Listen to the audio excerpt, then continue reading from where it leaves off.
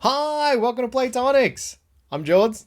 I'm Rocky, and this is the show where we take things that aren't RPG sessions and turn them into RPG sessions. This week, shit. It's been so long since I said this week. Oh boy. This month, we are trying something a little bit different. Being topical. Yeah, we're being a little bit topical. We're talking about something that is fresh and hot, and in fact, as of the time of recording, still in cinemas. I was about to jump in with that. Is it the closing of the Strait of Hormuz, the game? No. No. Yeah, no. There is such thing as too topical, and that is it. No. This month on the show, we are going to be talking about Project Hail Mary. And you, Jords, get to be the lucky podcast host who gets to talk about Project Hail Mary with someone named Rocky. You gonna fist my bump? Fist my bump. Amaze, amaze, amaze. I am going to talk like my namesake character for the entire show. Okay, I really am looking forward to you holding this up. I'm not. I can't commit to that bit. I want to be super upfront. We are going to throw out spoilers galore here. So if you have not seen it or want to read it and watch it, highly recommend that you do that first. Pause the show and then come back. Should we start with a real quick, what did you think of the film, Jords? So Project Hail Mary is a movie where a dude wakes up on a ship by himself. The other crewmates are dead. He goes about rediscovering why he's there and who he is, and encounters along the way a mission objective that he's trying to resolve. It's that the Earth's sun is dying, as are many in its neighborhood, and he's been sent on a mission to the one place that doesn't look like it's infected with this thing they call the astrophage, Star Eater. And along the way, he bumps into another life form, they make good friends, and then they go through various problem-solving scenarios to find out why this one star is still okay and export that back home. So I want to preface, I have not read the book. Rocky has read the book. Rocky is in the book. I've only seen the movie, but I did see it in IMAX, so it was really big. Like the text in most of your books. My take on the film is that it felt kind of like a cozy, feel-good space drama with some bleak elements thrown in. It was like a tale of overcoming the odds. It's a literal Hail Mary long shot. Mm-hmm. It was not as scientifically rigorous as The Martian, and we've chatted about this before. You literally work in the space industry. Like, we're both from science communication backgrounds. We love rigorous science being displayed on big screens instead of Hollywoodized stuff. This movie wasn't that. It didn't exhibit the same level of competence porn that Mark Watney. Watney. I was going to say Wahlberg, and I'm like, no, it's Matt Damon, the other Mark Wahlberg that Mark Watney displays when he's on Mars. I also really enjoyed the book as a popcorn read. I thought it was adapted quite faithfully to the screen, although I have some feelings about whether or not a faithful adaptation was the right thing to do. I think it could have used a little bit of an edit before being shot, but I think that's what you get when you have your author on the writing staff as a team. Yeah, on your screenwriting staff and on the film as a producer. I think you end up sticking quite close to the book. I really enjoyed it. I thought it was fun to watch. You're right, it doesn't quite scratch the same itch that watching something like The Martian or even something like Apollo 13, which was one of my favorite movies. It was one of the tapes we had to watch over and over again growing up.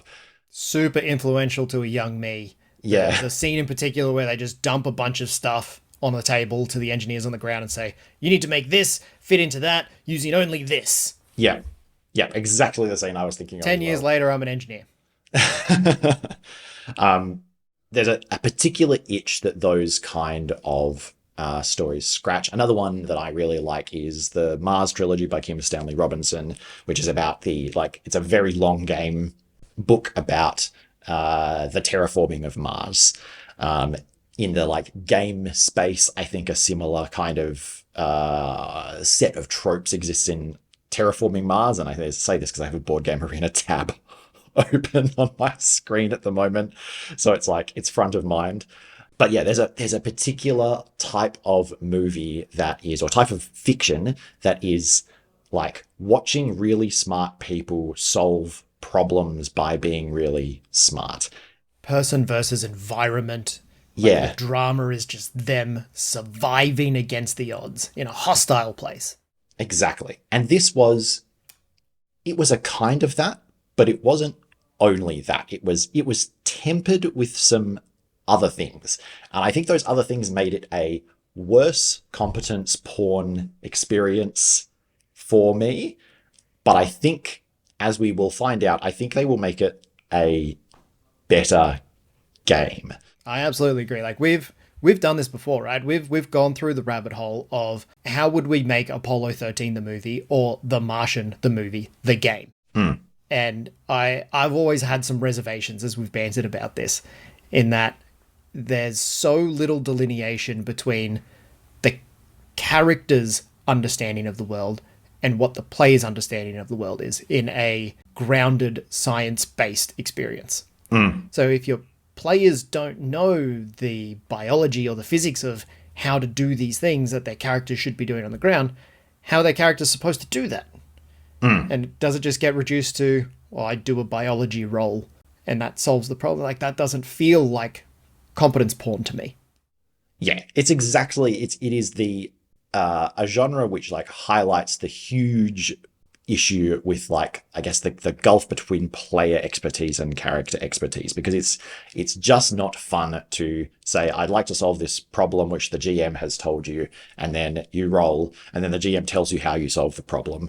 And it's also, I think, not as fun to do that and then just make up whatever answer comes to you in the moment, just completely technobabble it up, Star Trek it, make up something that sounds vaguely sciencey and then yes or no, the problem is solved. That doesn't scratch the itch that these movies scratch, which is that there's a feeling that maybe this could be real. Maybe a smart enough person could actually solve these problems like this. And they miss the all internally consistent.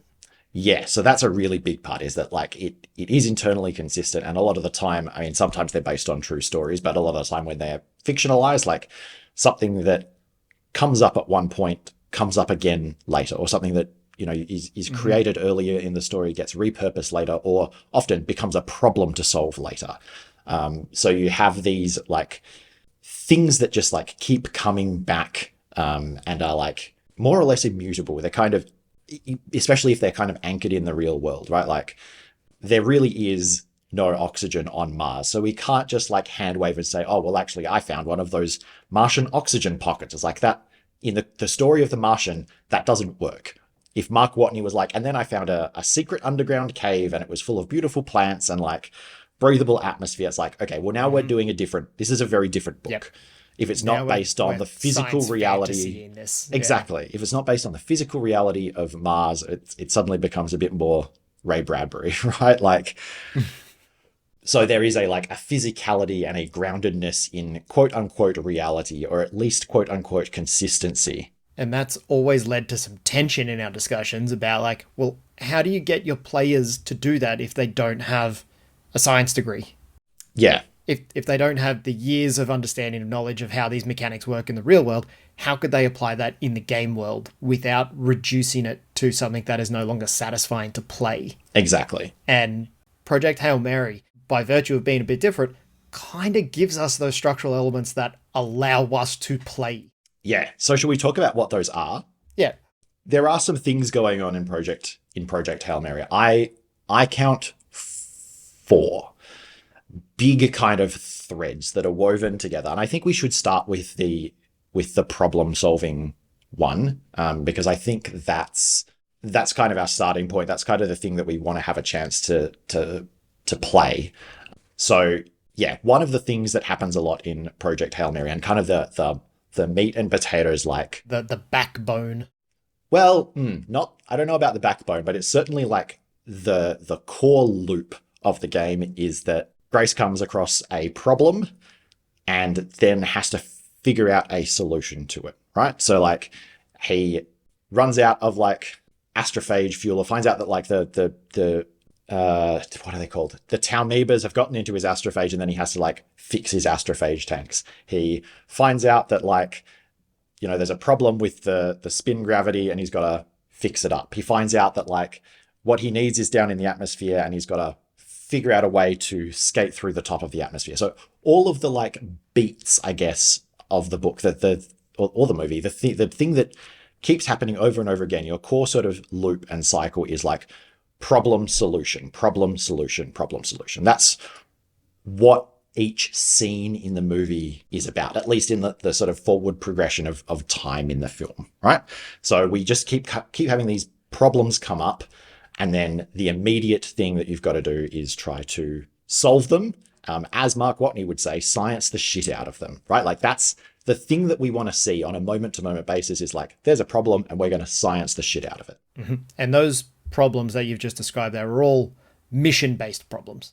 Yes. Well, there's certainly problems in the physical world. They're either problems that are to do with the overarching mission, which I think is a separate pillar, which I'll get to in a sec. But they're also problems that, like, certainly towards the start, they're also things that might kill you, right?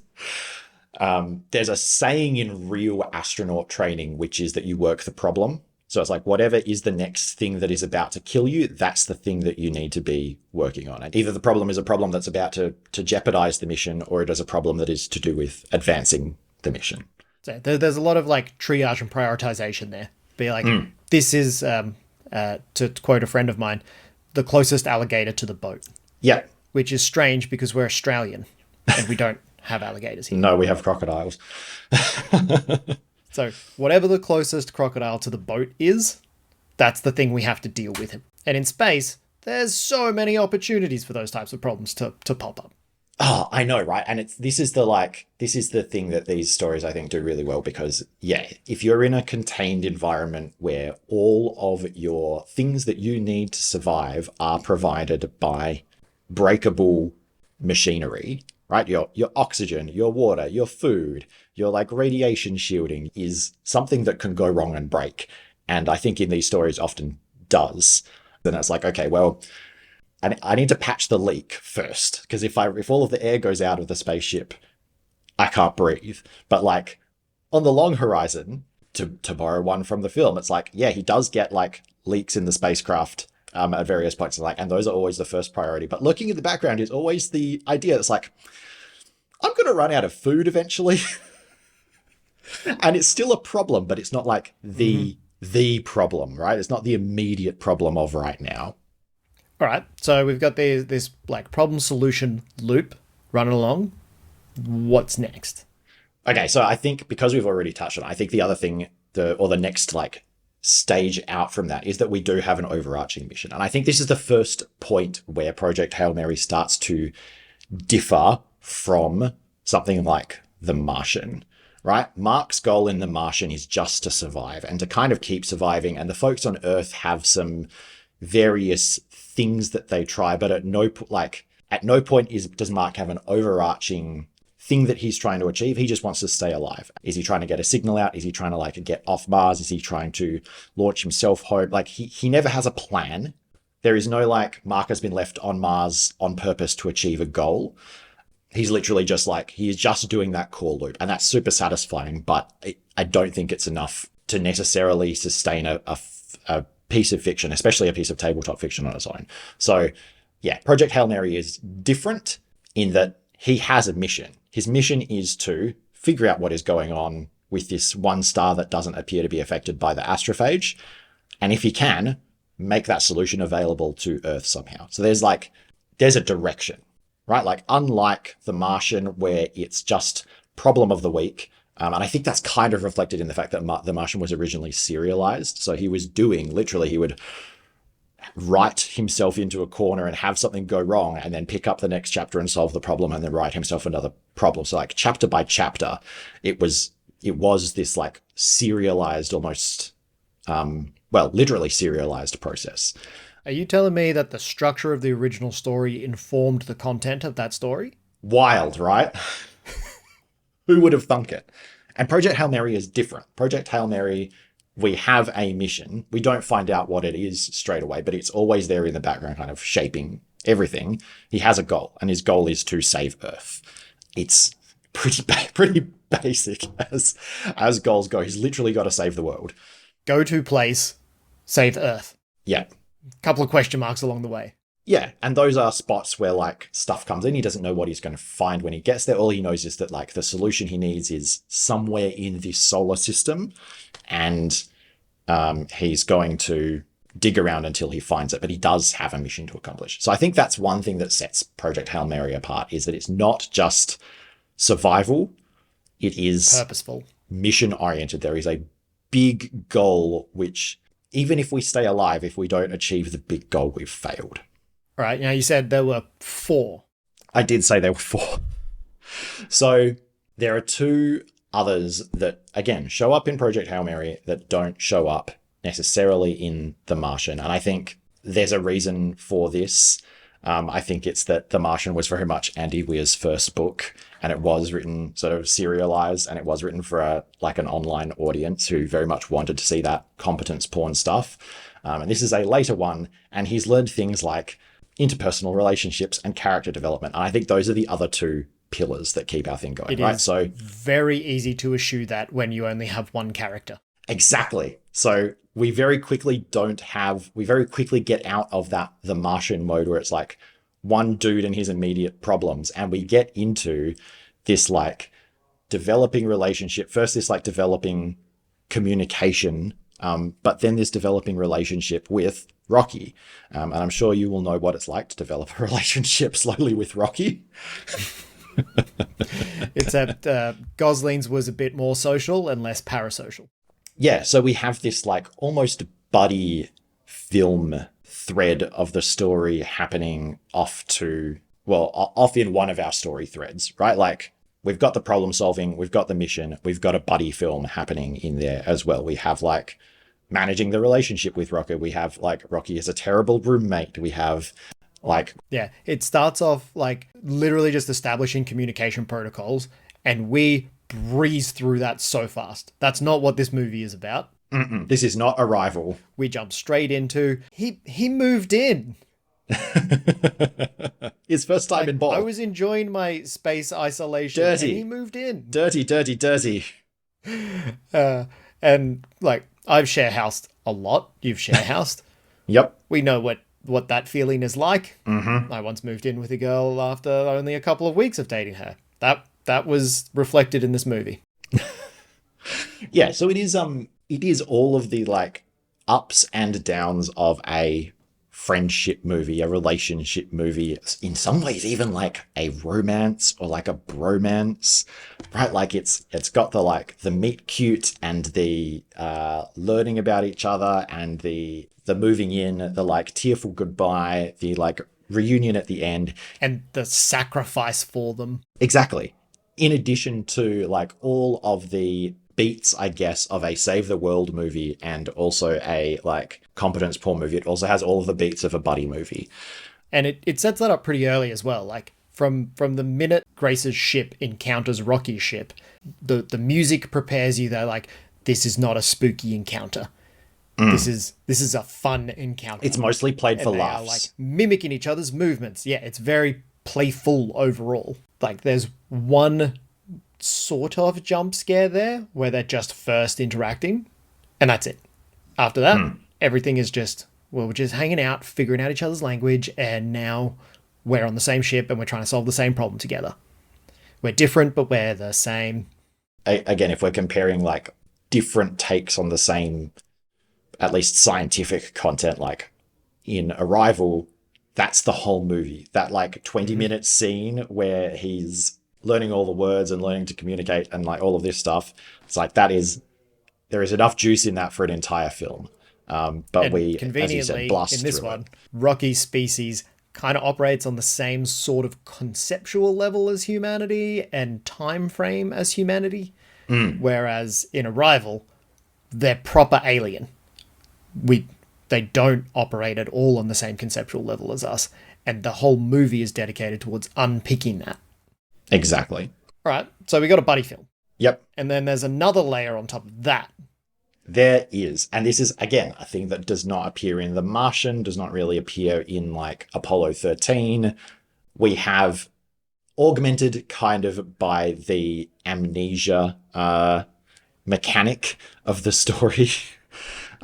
We have Grace slowly kind of remembering / realizing what kind of person he is. So on top of our like relationship, or alongside our relationship developing, we also have Grace figuring out that like he's not actually the hero. He was never meant to be here. He did not volunteer for this mission. He's not brave. He's kind of a coward, and having to reckon with that. So there's a lot of like, he has this arc where he's like, I'm remembering more. I think I'm the hero.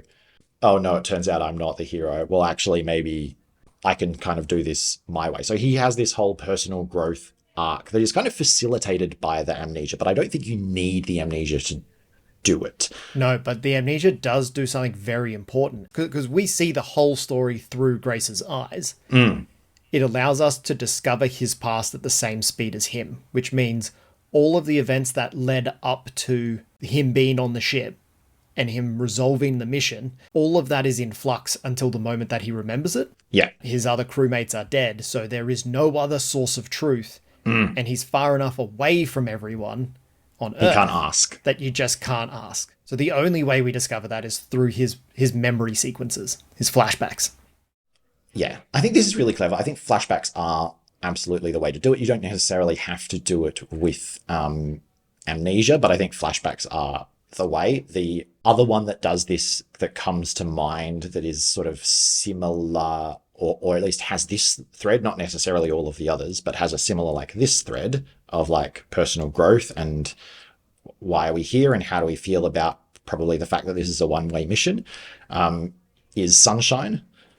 So Sunshine does a lot of like introspection, and there's a lot of like, why are all of these characters here? Like, what are their relationships like with each other? But also like, why did they kind of choose to leave? I don't know if they do like explicit flashbacks in Sunshine, but they do a lot of like video diary or like watching scenes from Earth or like rewatching video type stuff. I thought you were going to say to be taught if fortunate. Yeah, that's another great example. Because yeah, that one does flashback a lot to Earth and like why everyone on the ship is there, and that's a good one. You should read To Be Taught If Fortunate by Becky Chambers. If you enjoyed Project Hail Mary, you will enjoy To Be Taught. But yes, it's a similar kind of thing where we've got that thread of like seeing why characters are the way they are, using information from their past and like why did they choose to be on the mission. And there's almost in some of them, again, when we've got more people on the crew, in some of these like stories, we have almost a Cowboy Bebop-esque, like some of them are like here because they're very mission driven, but some of them will be like, well, I'm a misanthrope and I'm running away from everything. And that's almost where Grace lands, right? He's like, he doesn't really have any friends on Earth, which he eventually realizes, and that kind of prompts his decision to like maybe stay on Rocky's planet. It's so weird to say that. It's so weird to use my own name in the like third person. He's like, I actually don't, over the course of the film, he realizes like, I actually don't have anything to go back to. I have no reason to want to go home except that like all my stuff is there. Which, funnily enough, was one of the reasons why the scientists wanted to send him. Like, you got nothing here. You might as well go into space. What do you got to lose? Literally nothing. But my students, like, yeah, whatever. They love you to bits until you leave their site. They don't have object permanence. But yeah, that realization of like, oh, I don't have anything to go back to, that's kind of, for me, the last thread. And that's kind of also, I think, the big function of the flashback. So I do want to stop and talk about the flashbacks for a second, because I think they're an incredibly useful storytelling tool. And as we both know, there also can be certainly for some games that we like on the show, they're a very powerful game mechanic. There's two things that they're doing. There's two functions that they're performing in this movie. And I think only one of them works for the movie, but I think both of them work for a game. So in the movie, the flashbacks are kind of serving the dual purpose of unpicking Grace's backstory and kind of the mission backstory. And they're also doing the job of teaching us the mostly fake science of the movie, right? They establish those anchor points. Yeah. And I think where the flashbacks really work well is in driving the relationship and the character development and the mission stuff forward.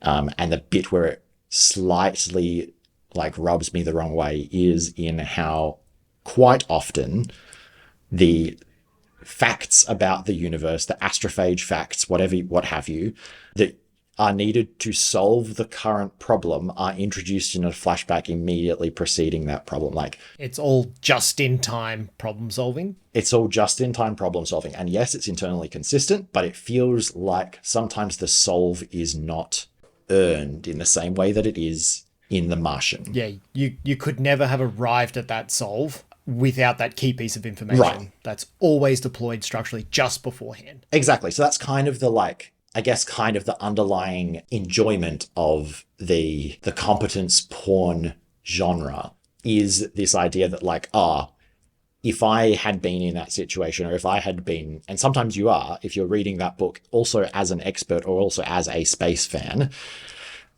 you can see his like next steps and you can kind of predict them. You can kind of figure them out before the character does, or as the character does. There's a real satisfaction in being like, yes, that's it. And you get to like enjoy that moment of discovery together. And I think like doing an escape room, you see all the pieces together and you'd be like, I know that this piece is going to be used in a puzzle later. I can see how this is going to work. And then when it happens, that validation is the release of endorphins.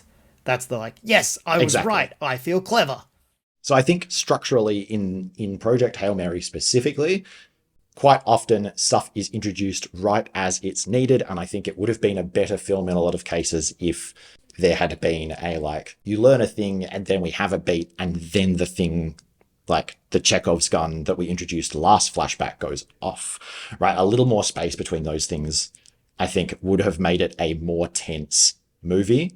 But as it is, it's like every time we come up to a problem, it's like, and now we go into a flashback, we learn the science we're going to use to solve it, and we solve it. There's no payoff to like trying to work ahead as a viewer.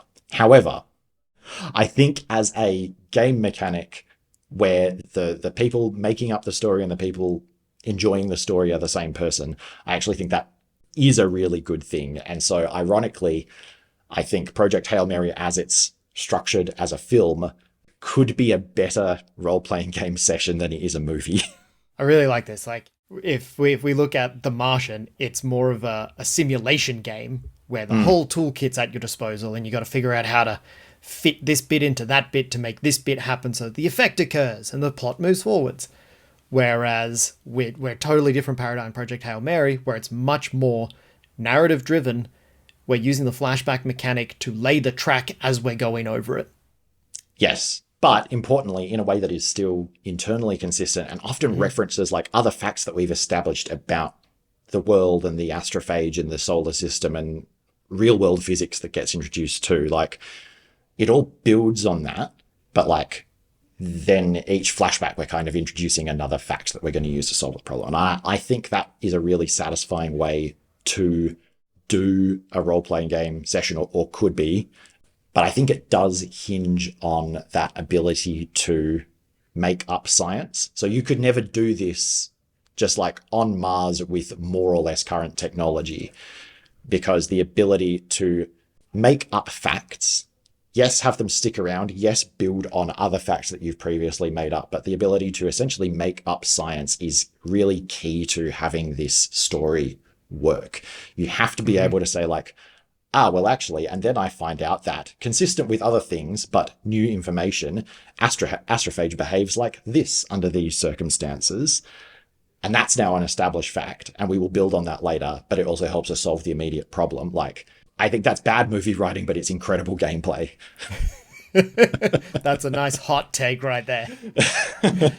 Yeah, establishing the canon, building on the canon as you go, works better in a game than relying on your canon being how the real world works at every step. Yeah. Or even relying on your canon being like, we all know the rules of Faerun, right? Like, that's equally unappealing to be like, we're in the Forgotten Realms and it works the way that it works and you must understand it, is just as unfun to play through as like, we're in the real world and physics is physics, and if you don't have a physics degree, you're screwed. Like, luckily, I do. So this is fascinating, right? This might be the first media that we've dissected in a way that we're like, no, this should be a game. This is game first. This is second tier movie, A tier game. yeah. And it conforms really nicely to some existing game structures out there. You can see how this maps almost one-to-one to be like, oh, with minimal work, you can easily fit this into this type of game. Yeah, so I think that's a really great segue. Before we jump into what I'm sure our regulars will immediately have mapped onto some game structures to do with mechanics and allowing persistent aspects of the world to be referred back to for narrative and mechanical effect. Before we jump into the inevitable, shall we do a quick run through? So we've got 4 pillars, and I've almost think there's a love a quadrant chart, and I almost think there's a quadrant chart here of like science problems and like personal problems on like one axis, and then like just you and affects everybody or affects like multiple people on the other axis. And then we've got 4 things in there. We've got like the immediate problem that's going to kill you, and the overarching mission that's going to kill everyone if you don't solve it on one sort of pairing. And then you've got your personal growth, which just affects you, and your like relationships with your other crewmates, whether they're human or rocky, is kind of the other one there. So we've got like affects just me, affects everybody, or affects multiple people. And what the plot is doing is, we've got that core loop of like solve a problem, solve a problem, solve a problem, solve a problem, which an activity for the reader at home is like, perhaps all RPGs are just solve a problem, solve a problem, solve a problem. But we'll come back to that in a newsletter or something. I mean, I do have that model that I wrote up that is just about like the decision consequences action loop. Yeah, it's like literally what's the next problem. But importantly, the thing that makes this game have a little bit of num num num num num texture. You can imagine the hand motions that Rocky was doing to convey that. Now, was he talking about me or was he talking about the alien in the show? We'll never know. Where was I? Oh yeah, that like we're always doing that loop, but which quadrant we're in, which pillar we're currently iterating on, hops around, which The Martian, for example, does not. The Martian is always in what is the next immediate physical problem. We don't really go into what his backstory. There isn't really a save the world aspect. There is not really any relationship. So we're just always in that quadrant. And we're always in that quadrant with real science. And that makes it really hard to just actually play in that space. Whereas if we unlock the science and we allow ourselves to play in, like, alternate between all 4 quadrants in an almost, I think Tales from the Loop is the great example where we always alternate plot advancing scenes and relationship or identity advancing scenes to kind of give us that back and forth, that kind of excitement and introspection. I do find it just fascinating. Like I mapped out those quadrants as you said them, right? And it almost makes me a little bit mad that this works so well when you've put science and personal at opposite ends of a spectrum. Look, professionally as a science communicator, I hate it. When so much of our professional lives is about pulling them together. And you're like, no. The person and the science, total polar opposites. Unfortunately, I think it works. And I think you could do a lot worse as a game master than just making sure that you toggle between those axes in what problems you present to your players. Like that framework does two really helpful things. One, it makes sure that what you're doing at the table has texture, like you said.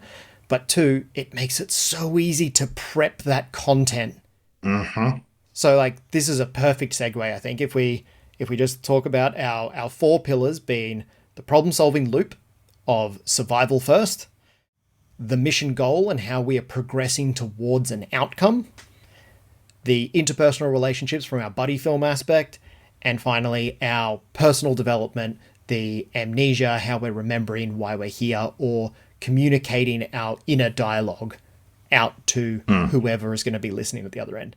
I like your idea because I feel like amnesia is quite specific. I really like that you've said, like, actually, this is the function of the video diaries or the captain's logs. I think that's much more practical than trying to have everyone have amnesia. I think it does a very nice thing. Like, I think you absolutely can do it. And there are games out there that start off with everyone has amnesia and you build your character by doing actions that then you retrospectively say, you were always good at this. Like, those games do exist. It absolutely can work as a mechanic. But I think the one that is more universally fitting towards we're on a tin can flying through space is I'm sending message logs back home, and that acts as the window that the viewer, and in this case the author, can express their characters in a dialogue in world, broadcast that to everyone else at the table, and then establish facts about themselves and the universe. And it also lets you talk about some of that spicy drama in some other way. Like, I can't believe they just moved in. We didn't talk about this.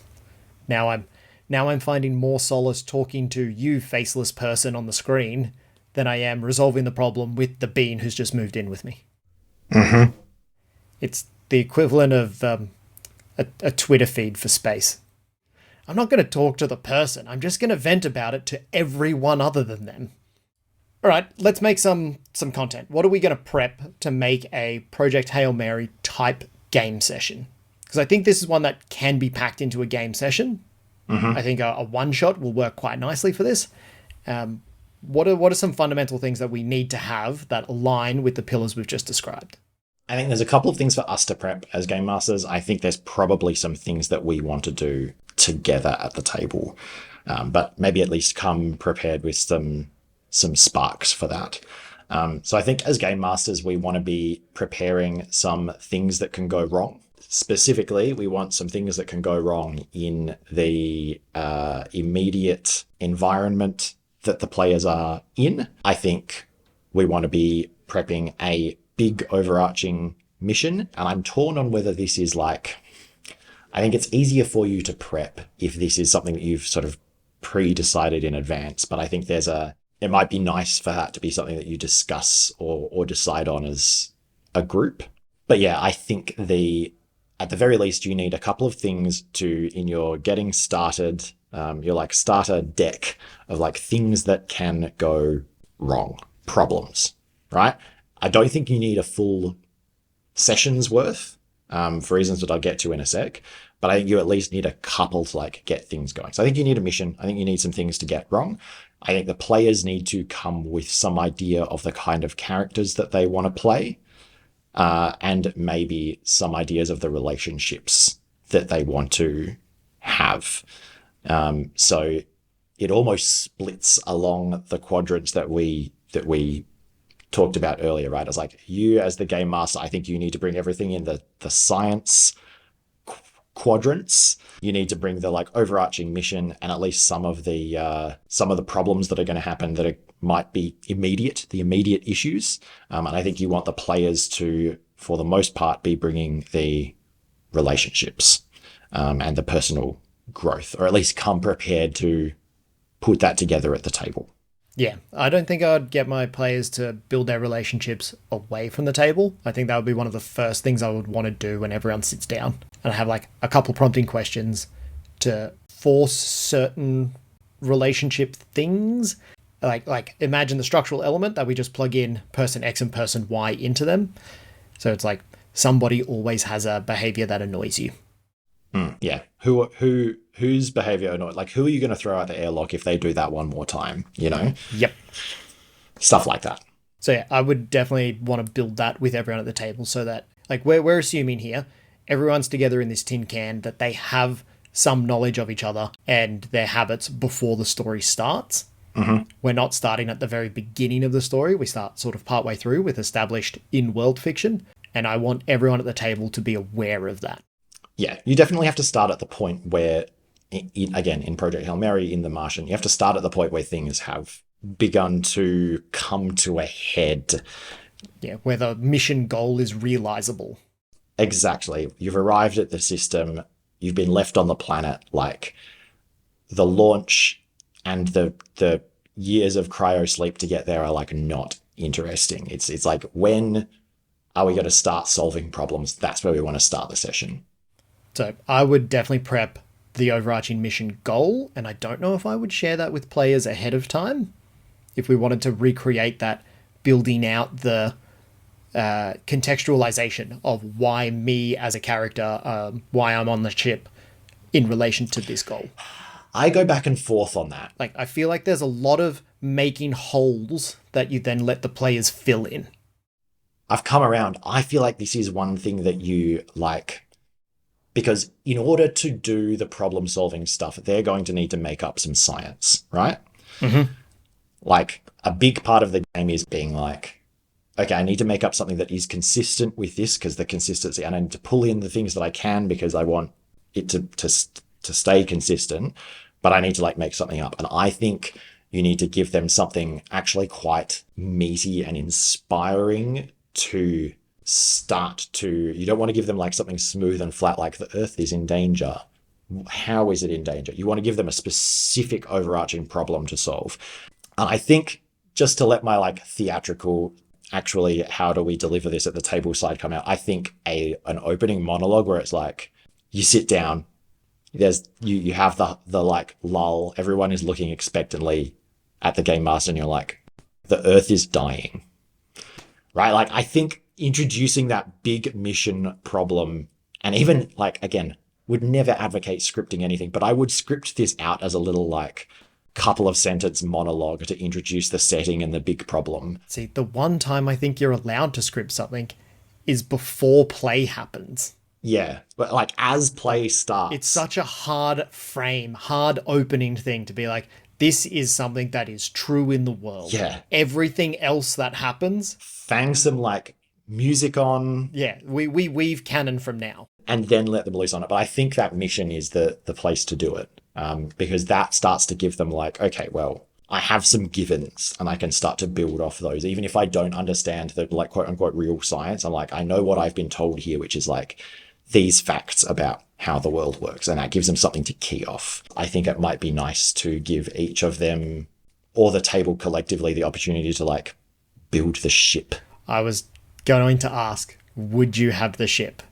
No, I think, and again, I'm deciding this as I say it, but I think like, here is the big problem, and I'm going to give you like an opening salvo. Like, I want you to write down some things that you think your characters can use to try and solve this. So your science officer might say that they've got there's a science lab and it's got these things in it, and your engineer might be like, oh, well, we've got engines here and the engines work like this. Again, just like making it up.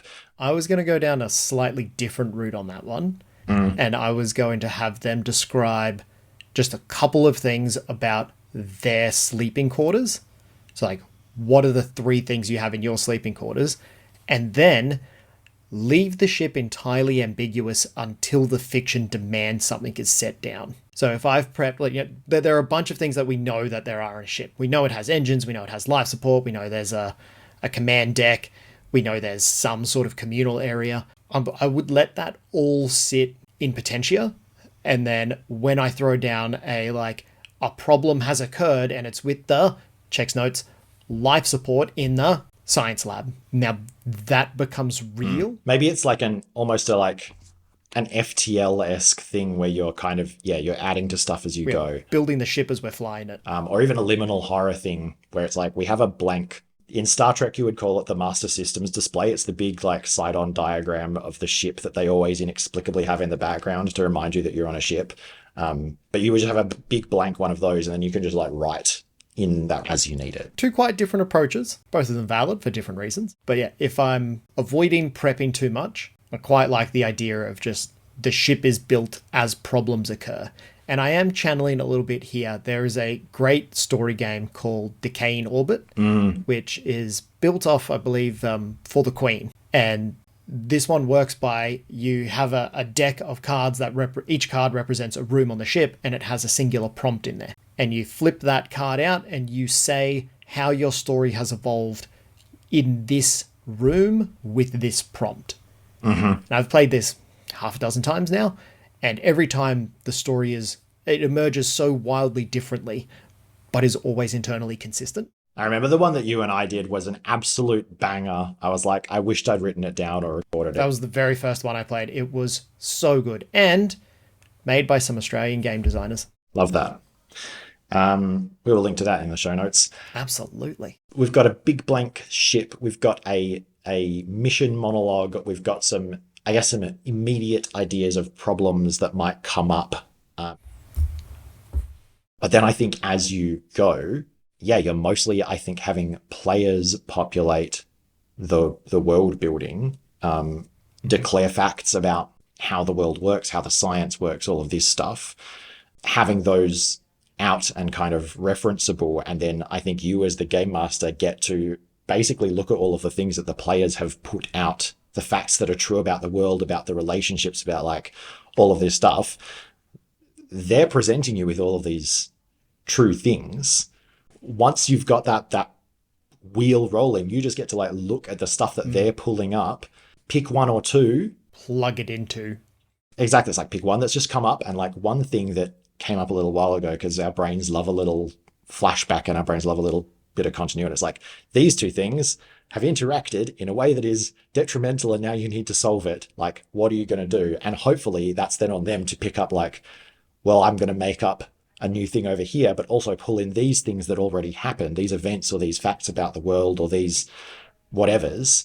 I'm going to pull in this stuff and use that to help solve it. And I think that's really where you start to get to the meat of the competence porn stuff, is like, because you've created this world together, because there is a pool of facts and we don't care about whether they're actually factual, you get to have that experience of having aha moments without having to be an expert, because in this world, the players are experts because they've all created the world together.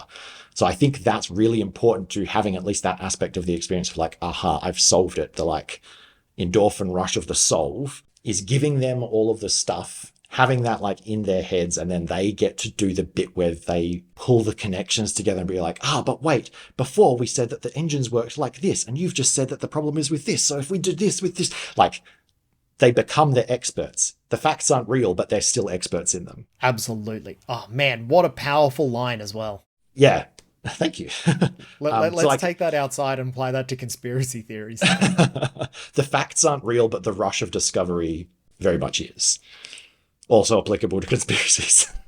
I think there's something worth clarifying here as well, and it's about like the nature of success and failure in these problems, because failure always has to be an option, but I don't think failure should be conceptualized in the same way as like a trad game where it's, here is the thing that is threatening survival. I fail to fix it. We all die. The story ends. Like, that's not the outcome we want here. That ain't the it. Success fail is what type of fiction is generated on the other side of the problem. So if it is the life support is leaking, we're losing air right now, we have to fix it somehow. Failure doesn't say we've lost all the air. Failure instead would be the way that you tried to fix it didn't work and something else has to be compromised on. So your characters are still experts doing the thing, and they should always have the potential to get to the mission goal. But you shouldn't have the opportunity for the ship to blow up being one of the things that could happen at any early stage of this game. It's never really worked for me in any simulation-y type game where the players are all on a pirate ship or they're all on a ship in space. You can't meaningfully threaten the ship, because if you do, the game is over. Like a true fail state happens where it's like, well, it explodes and now you're all just bodies floating around in space or in the water or whatever. If you don't want that to happen, you can't build your success value mechanic around that being a possible outcome. Yeah. So instead, it's the fiction that we generate through doing competence actions.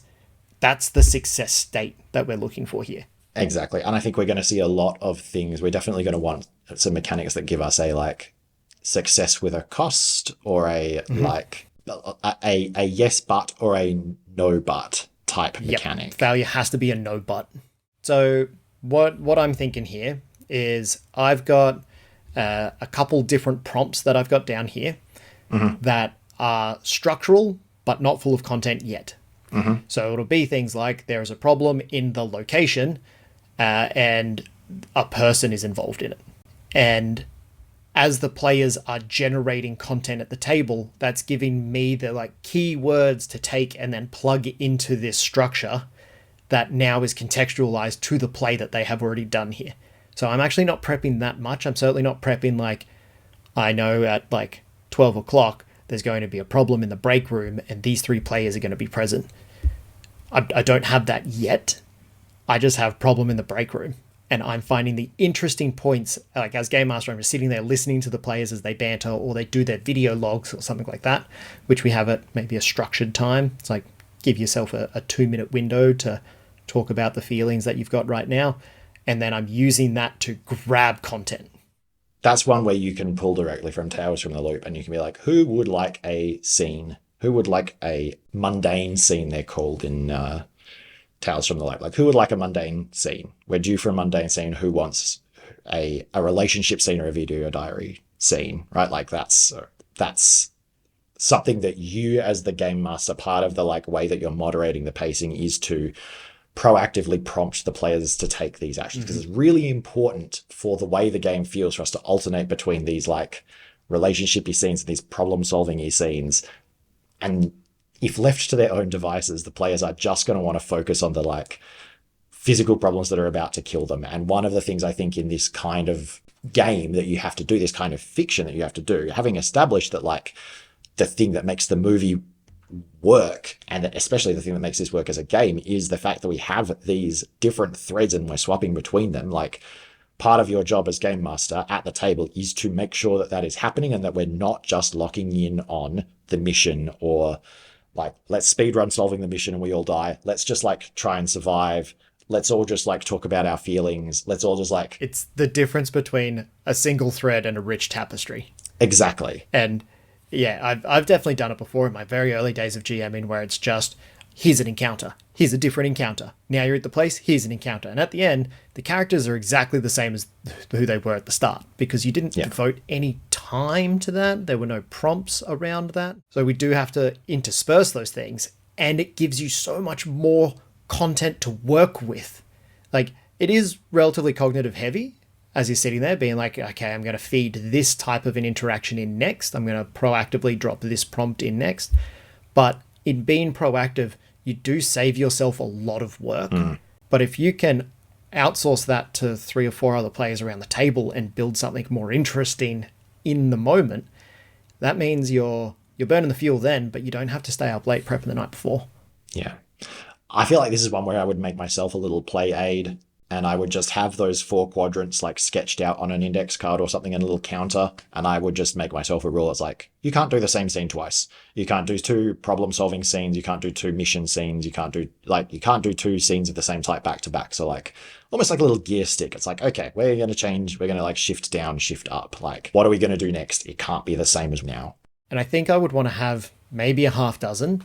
Like, if I wanted to put it in a table, it'd be a D6 table. A half dozen prompts for each of those quadrants. So for the personal and others quadrant, it's just 6 relationship-based prompts that could live in there. For the mission goals, I'd think of those ahead of time and be like, here are some big story beats that would have to happen, and I would need to plug in content as we go along. For the science and you quadrant, that's the immediate things of like what could go wrong with the ship or the mission. Well, that's pretty easy to put down. We've got so many examples we can crib from other space media. The last quadrant, I actually don't think there's a lot you need to prep for this, because the last quadrant is the players doing like a video log or an amnesia flashback. And in that one, maybe it's just like a couple of questions that everybody has to answer about why are you on the ship? What did you leave behind? What are you most excited for when you return? Like those sorts of things. That kind of stuff, yeah. One thing I would add to that is that I think the stuff that you are putting in the big, certainly in the science section, actually, maybe both of them, those are really good. That's a really good place for our kicks to live. So like something big has happened that advances the plot. So if you haven't listened to the show before, kicks is our made up word for like proactive things that you as the game master jump in with to like kick everything into gear and like keep the plot moving. So I think that's a really good place for some of those to live because they're nice ones that you want to prep in advance, or fun ones easy ones to prep in advance as well. And they are things like in Project Hail Mary, there would be things like the sensors have detected a Petrova line. So now we've got to figure out like, okay, well, why does this star have a Petrova line but not appear to be dimming? Or you've seen another ship, right? Like there's another object out here. Like, what are you going to do about it? So they're your like big plot beats, and they're things that like if things are not moving along, they're kind of the things where you want to be able to like drop them into play. It's like, okay, we have changed acts, right? Like it's now act 2 and we're dealing with the aliens. It's now act 3 and we're dealing with the like Talmeba escape. Like those are your big transition points. I think those are quite useful things to at least have prepped in advance. It's not to say that you have to stick to those ones, but to have some ideas about how you might kick the plot forward, what big advances in that overarching mission might look like. Because that's why I was like, that's not our backbone. The core loop is not our backbone. Like the mission is our backbone. That's kind of the trajectory, right? Like It's the roller coaster track. Not even the roller coaster track. I think we can talk about the water slide. I love the water slide metaphor, but this is the ideal spot for a spaceship metaphor. It's like this is the trajectory that we're on, and you're going to start like, you know, an Apollo mission on a free return trajectory, on a particular trajectory, and that's going to change over the course of the thing. But like, you can certainly map out like if we stay on a trajectory that is a fairly conventional sort of solve for this, what would our big discoveries be related to this thing? And again, you can make new ones up, but it's a helpful thing to have. I think it's important to note, you don't have to have the discovery. You just have to have, this is the time when a discovery is made, and the players can populate what the discovery could be. Yep. And just giving them a kind of box to fill in. It's like, okay, the sensors chime, they've detected something in the space between like the star, like the sensor sweep is complete. They've found something between the star and the first planet. Like, what is it? You know, that's the kind of prompt that we're thinking about. It's not necessarily like this plot point happens, now deal with it. It's like, it's time to move this on. What direction are we trying to like kick it in? Ultimately, I think that's all we need to prep.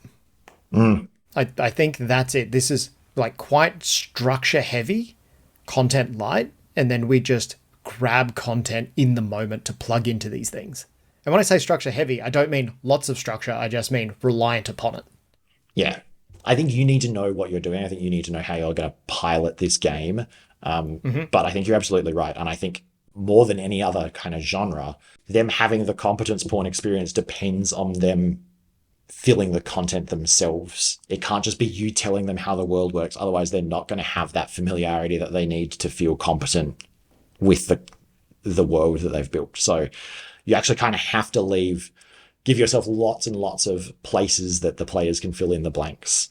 It's not just being lazy. It's actually core to the experience. Yeah, you have to know how to drive the car, but you don't have to know where it's going. Yeah. Spaceship. Drive the spaceship. Let's not mix our metaphors. I feel like this is another classic one where we're like, and now it doesn't matter what system you run it in, but there are some particular systems that do have tools that I want. And you can probably guess which systems they are. Are you going to suggest Fate? I am going to suggest Fate. What? Just because it has the thing that we need, which is that we can write facts about the world on a card and have it be an invocable part of the game mechanics.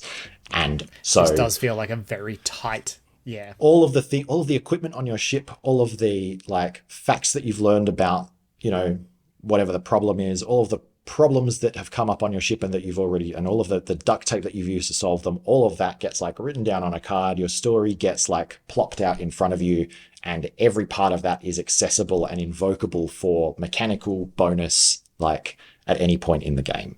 I think that part of Fate is, if we're not running it in Fate, that is something that we want to try and find something similar to do. I think another thing that does something similar that's worth a read is Microscope. I don't think you could run the whole... You could do a Microscope in this. It wouldn't quite adhere, like it's a non-linear story. You jump back in time very frequently and plug in the gaps to make things work, but it does satisfy that like almost just-in-time science aspect. Be like, there's an empty spot here. We need to plug this gap to make this thing work true down the timeline. Yeah, exactly. And ditto with the, again, it's the skipping around in time thing that doesn't like quite work, but the seeing aspects of the world and like building on them and drilling down to add detail and drilling down to add detail and drilling down to add detail feels very microscopy and like being rewarded for building connections between eras. So I think there's something there, and maybe it's just in like how you think about your Fate aspects should be a bit microscopy, but like absolutely worth a read to nick some ideas from. I was going to suggest maybe a Lasers and Feelings for this one. Okay, tell me more. I think it's Lasers and Feelings, very simple game to get behind. I don't think we need a huge mechanical backbone for this type of story, and it's not a game about hard combat or simulating anything. It, like Lasers and Feelings, is a game about story beats, and when you roll Laser Feelings, you get to introduce a new element that is true to the world. So I feel like this quite matches up almost one for one. Yeah, and we do have those two axes, and one of them is basically lasers and the other one is basically feelings. We don't even need to mod it. Oh gosh, has this been a one-page RPG all along? All we're really doing is a single page of prep for what are the prompts for those 4 different quadrants, and the things that I'm going to throw at the players will be rotating around those quadrants. Like, I think Lasers and Feelings would be pretty tight capture of this. Gosh, I was so on board with Fate, and now I'm like, no, maybe it is Lasers and Feelings. And I'm certain that some listeners would be like, he's going to say Forged in the Dark, because we talk so much about flashbacks. But I don't know if Forged in the Dark that works on this level. Like, you might be able to do it in A Nocturne, a game which is like based on a Revelation space kind of vibe. But I just don't know if it tonally fits. But Lasers and Feelings feels much more snug. Yeah, I think it's one of those things where it's like you will benefit from having read Blades in the Dark or run Blades in the Dark, because it will give you a really good handle on how you could just like run a nice flashback. That's really the like nug that we want from Blades is the flashback, it being good at flashbacks, but it's maybe something that we steal. The other element that would be really nice is putting together mission clocks for some of the things that are coming on, and just instituting like a house rule of only one player can only contribute in one way to a clock. So to fill them up, you need the teamwork of multiple players doing their things together to make it happen. Yeah, I mean, those mechanics you can easily rip out. They're not unique in that fashion. No, and in fact, I think pulling clocks out of Blades in the Dark is one of the most borrowed mechanics from that game. Yeah, it's just so universally applicable. It's so damn good for tracking fiction. It's what skill challenges should have been. The other one that I want to mention, and it's been a long time since I read it, but it touches on some of the, I think, personal vibes, is one that I got in a Humble Bundle a little while ago. It's called Our Last Best Hope. And it is playing a little bit more in that, like, the core sunshine type space where it's like, you are on a one-way mission. You have, like, chosen to leave Earth behind. or like what's the other one, like your Armageddons, right? Like it's pretty much written to run Armageddon, which is not quite Project Hail Mary, because I think it's missing the competence porn aspect, because I mean with the core in particular, like the science is famously like so bad that it's unwatchable if you know anything about geology. I mean, that was the one that every year we would watch the core in physics and you'd get points for how many things you could spot wrong. Yeah. Great film. Terrible science. But yeah, Our Last Best Hope is kind of built to run that kind of game, and it has a lot of interesting stuff in there. From memory, again, I should have given it another skim before I sat down to record, but I've just remembered it now. Yeah, it has from memory a lot of that, like, what did you leave behind to be here? And also some like great rules for heroic sacrifices. Grace and Rocky eventually escape from their heroic sacrifice moments, but like they do have to come to terms with them at various points in the story. So like they still make the decision even if the consequence doesn't play out. Exactly.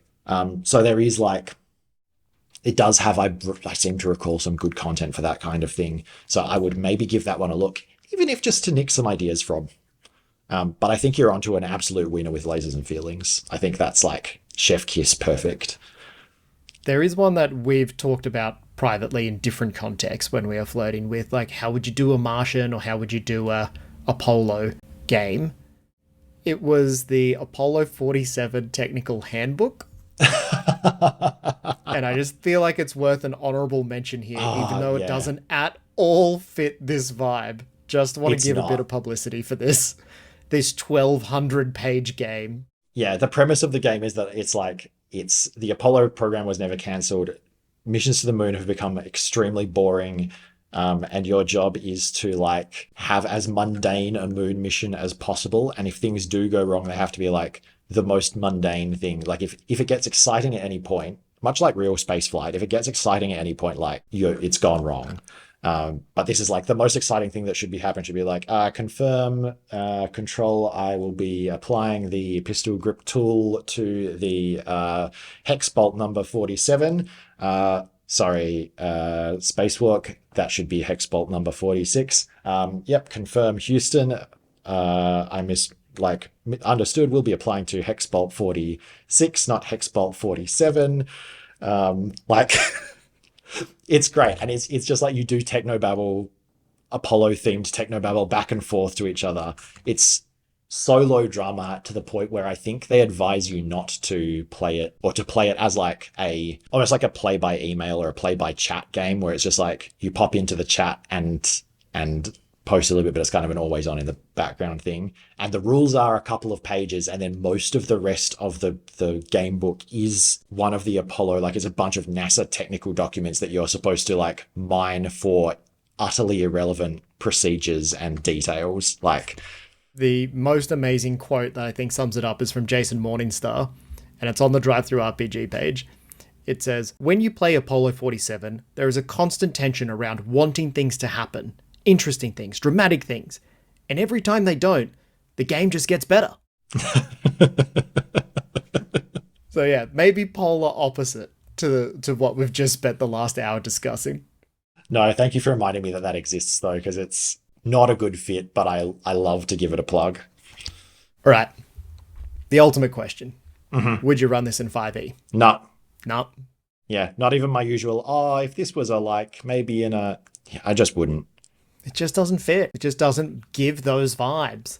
I don't think 5e can do competence porn. And when 5e does do competence porn, it's min-maxing. Like that's what competence in 5e looks like. There's a system mastery porn. I met a role player recently, and one of their hot takes in the Discord was about how characters can't feel competent in D20 based systems just because of that flat distribution and bounded accuracy. And I think it just fits really well as a criticism here. If you have a modifier of +5 and you're rolling a D20, that means most of your score is arbitrarily determined by luck, and means you probably shouldn't be the sole astronaut who's entrusted with saving all of humanity. It doesn't fit the vibe. It does not fit the vibe. Would you run this? Yes, I actively want to. I absolutely would. Like, in the same vein, I think this would fit really well in a, like, somebody's called in sick, we can just rock up to the table. I've got my 1 page of prompts that I've thought of ahead of time. We're just going to play a session of Project Hail Mary. Yeah. I think I could really easily slot this into my regular group. Yeah, me too. I think it would be great fun. In the same way that I've done it before with games like Decay in Orbit, where like, hey dudes, let's sit down and talk about a spaceship falling out of orbit into the sun. Tell a story about a sad spaceship. Yeah, I think it's eminently approachable, easy to get into, and I really think the structure of this does most of the heavy lifting for you. I think this would be a fantastic way, if you've never played in this style before, this would be a fantastic way to jump in and practice your constant grabbing and reincorporating of fictional elements in a really low stakes way. And you're like doing air traffic control of the game session to kind of shift from like, okay, it's like, okay, we've done this scene and now it's time for this kind of thing. I think you're right. I think it's a good one, and probably a good one to run right now because it is topical, front of mind for everybody. No homework required. While that genre literacy is high. Yeah. So is that it? Have we finally solved Project Hail Mary and also our long-running bugbear of like, how do you do competence porn in a tabletop game? I think we have. I think like we've been stewing on this for maybe a year and a half.